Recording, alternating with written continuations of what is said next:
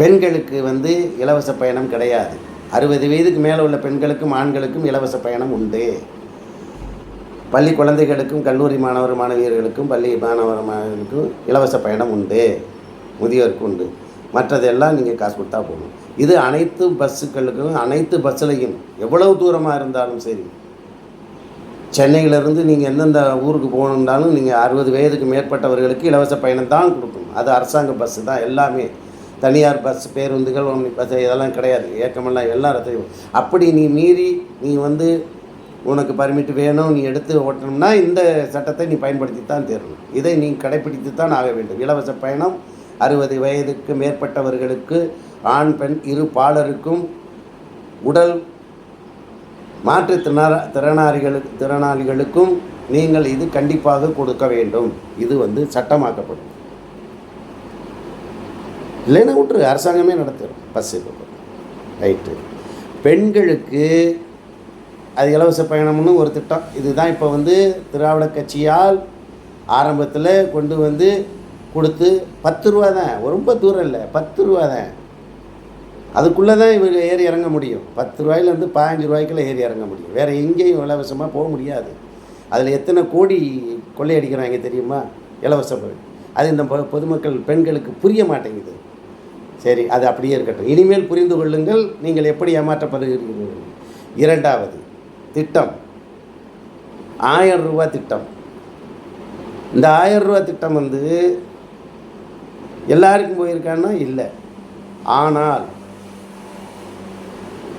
நமது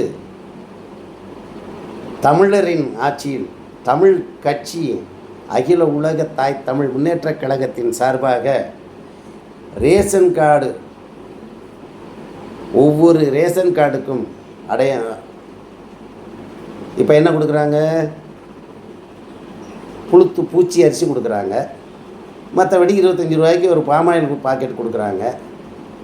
25 ரூபாய்க்கு 1 கிலோ சீனி கொடுக்குறாங்க. எது அப்படி 900 கிராமாவது தேரும். அப்புறம் என்ன, டீ தூள், அவங்களுடைய ஸ்டேட்டில் இருந்து விளையிற டீ தூளில் குச்சிகளை, தேயிலை தூள் எல்லாம், தூளுன்னு தான் பேர் அதுக்கு, தூள்.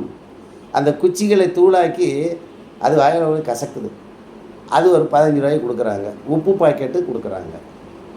ஆனால் ரேஷன் கடைகளில் கொடுக்க வேண்டிய பொருள்கள் எவ்வளவு இது எழுதியிருக்காங்க. துவரம் பருப்பு, உளுந்தம்பருப்பு, ரவா, இப்படின்னு நிறையா இருக்குது.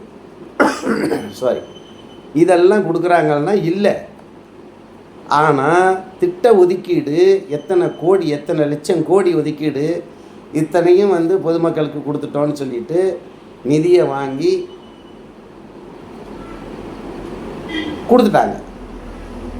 தன் மக்களுக்கு பிரித்து கொடுத்துட்டாங்க, பொதுமக்களுக்கு பிரித்து கொடுக்கல. சந்தோஷம்.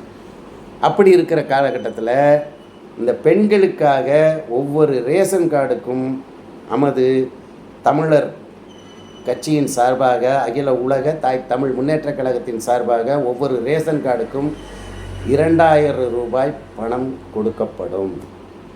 ரேஷன் பொருட்கள் எதுவுமே விநியோகிக்கப்பட மாட்டாது, கொடுக்க மாட்டோம். ரேஷன் பொருட்கள் இல்லை, ரேஷன் கடையில் ரேஷன் பொருட்கள் இல்லை. 2000 ரூபா பணம் கண்டிப்பாக பேங்க் மாதம் கொடுக்கப்படும். அத்துடன் ஒரு சிலிண்டர் ஒன்று, கேஸ் தோம்பு, ஒரு சிலிண்டர் 300 ரூபாய்க்கு கொடுக்கப்படும். இது மட்டும்தான் ரேஷன் கார்டுகளுக்கு வழங்கப்படும். இது பெண்களுக்கு உண்டானது. சரி, அப்போ ரேஷன் கடையெல்லாம் என்ன ஆகும்? அதில் வேலை செய்யணும். ரேஷன் கடையில் பொருட்கள் அனைத்தும், விவசாய பொருட்கள் அனைத்தும், தானியங்கள்லேருந்து, அரிசியிலேருந்து, சீரக, மிளகு, சோம்பு, கடுகு, வெந்தயம் வகைகள் வரைக்கும், வெள்ளைப்பூண்டு வரைக்கும், எண்ணெய் வகைகள், நல்லெண்ணெய், கடலெண்ணெய், தேங்காய் எண்ணெய், இது அத்தனையும் செக்கு எண்ணெய்களாக அனைத்தும் ரேஷன் கடைகளில் கிடைக்கும். அனைத்து பொருட்களும், அதாவது என்ன டிபார்ட்மெண்ட் ஸ்டோர்னு சொல்கிறாங்களா இல்லையா, அந்த மாதிரி பேஸ்ட்டு, ப்ரெஷ், சோப்பு வகைகளை நீக்கம் பண்ணி விவசாய பொருட்கள், ஒரு மக்களுக்கு தேவையான அத்தியாவசிய பொருட்கள் மட்டும், மசாலா சாமான்களுக்கு தேவையான, அதாவது வீட்டுக்கு பொடிகள் அரைக்கக்கூடிய மசாலா சாமான்கள் சம்மந்தப்பட்ட பொருட்கள், அரிசி, பருப்பு வகைகள், எண்ணெய் வகைகள், அரிசி, பருப்பு வகைகள், எண்ணெய் வகைகள், மசாலா ஜாமான் பொருட்கள், சீனி, ரவா உட்பட இது அனைத்து ரேஷன் கடைகளிலும் இப்போ இருக்கக்கூடிய கடைகளிலே அத்தனையும் அரசு முத்திரையிடப்பட்ட சரியான எடையில் பாக்கெட்டுகளாக, போத்தல்களாக உங்களுக்கு கிடைக்கும். நீங்கள் காசு கொடுத்து வாங்கிக்கணும். இவை அனைத்துமே